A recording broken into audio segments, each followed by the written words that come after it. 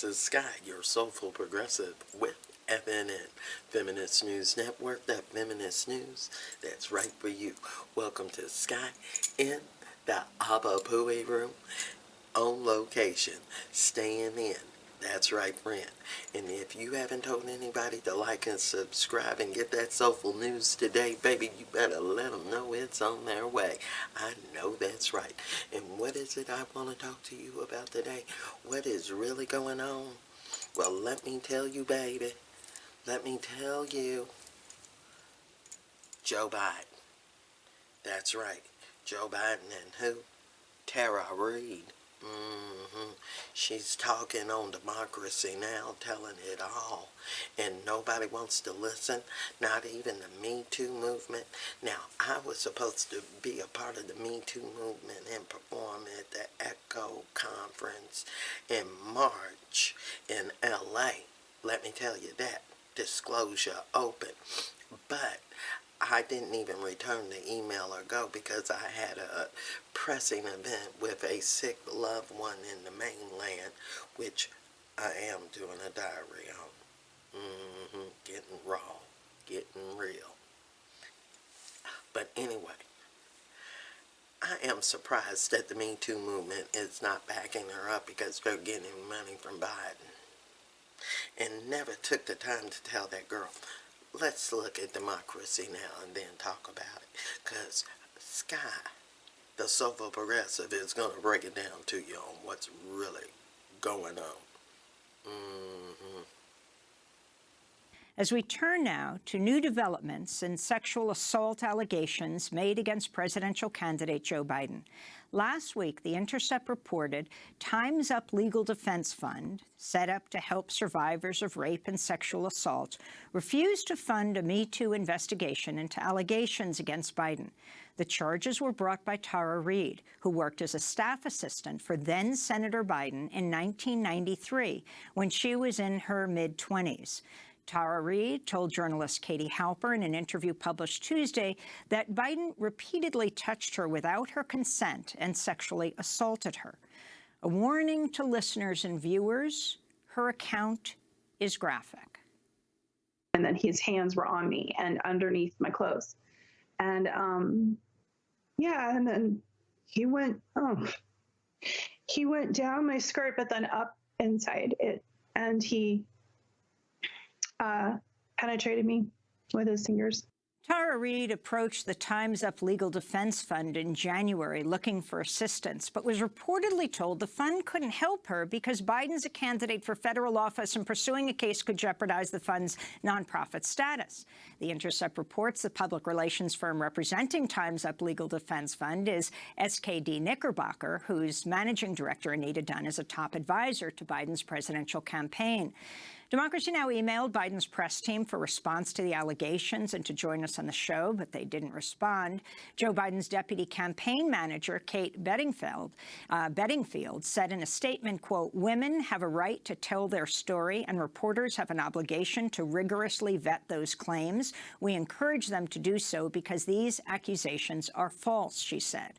Well, in this exclusive Democracy Now! TV radio broadcast, we're joined now by Tara Reid herself, the former staffer for Joe Biden, who came forward with the allegations that Biden sexually assaulted her in 1993. You had come forward last year when others talked about Senator Joe Biden, the former vice president, the presidential candidate, being sexually inappropriate with them. But you didn't go as far as to tell this story that happened in 1993. So why don't you tell us what happened?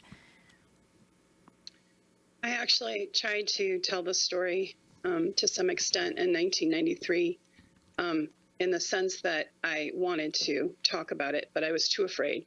My mother had encouraged me to file a police report, and I did not, and I should have. So I filed a sexual harassment claim, or just I filled out a paper and then did not hear back. That you filed a complaint. Did you talk about this happening?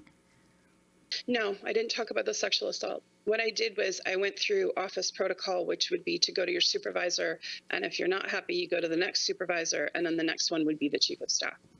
And I did go up the chain verbally And there were a couple of meetings, more than a couple actually, and there were people taking notes. I mean, I know they took notes, and some were more informal in the hallway with Marianne. And I was basically, after I had not served the drinks that whole, episode, I was immediately told, like within a few days, by Marianne's assistant, that I dressed too provocatively, that I needed to, be less noticeable. And then Marianne got me in the hallway because I was annoyed by that. And she said, you want to just keep your head down and do as you're told if you want to last here. When the story was hitting, there was so much blowback and smearing on social media that I just didn't feel comfortable. So I was trying to find a way to tell my story to a legitimate news agency.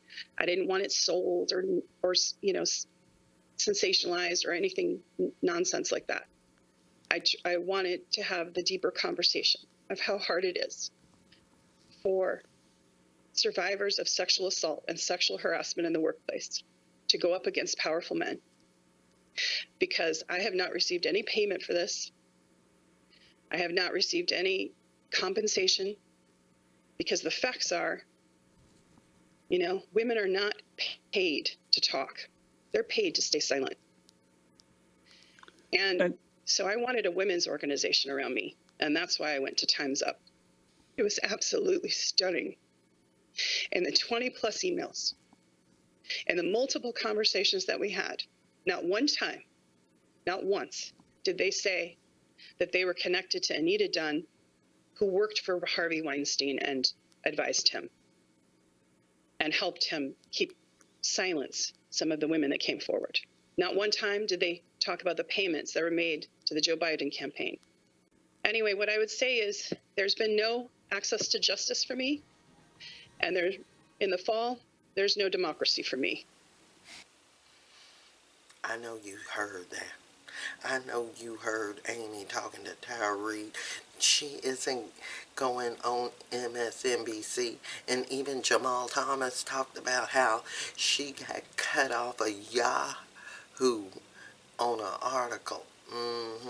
They're trying to control the establishment media because they want Joe Biden to be their man, when really, just like everybody else is saying, it's clear that the man has early onset dementia, and it's probably not early onset with him being as old as he is. He is closer to 80 than he is to 70, let's put it that way.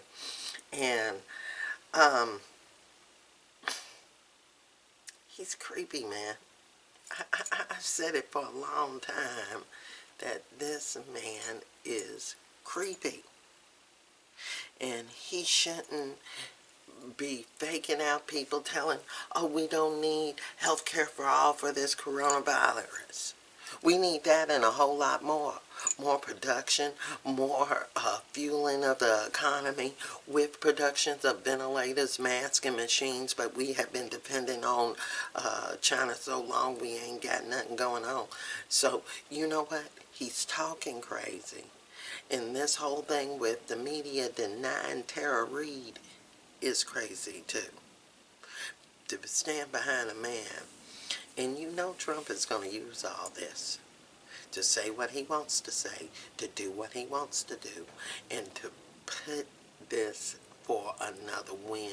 And why is the DNC doing it again? Backing a the wrong person for the position. That's what it is. Just the wrong person for the position. And if you agree with me with that, just leave comments below and let me know at FeministNewsN at gmail.com. And don't forget to like and subscribe to that YouTube channel and that Facebook page. And remember to check out me on Twitter. It's Soulful Progress 1, and I am that one woman team. That one woman team. All right. So remember, I am accepting donations. I'm not using PayPal no more, so you can email me and I'll send you the P.O. box. All right. That's right. At FeministNewsN@gmail.com. So remember, in this era of hate, you got to participate so we can have real progressives up in the place. I know that's right. So thanks for watching. Thanks for joining. Peace.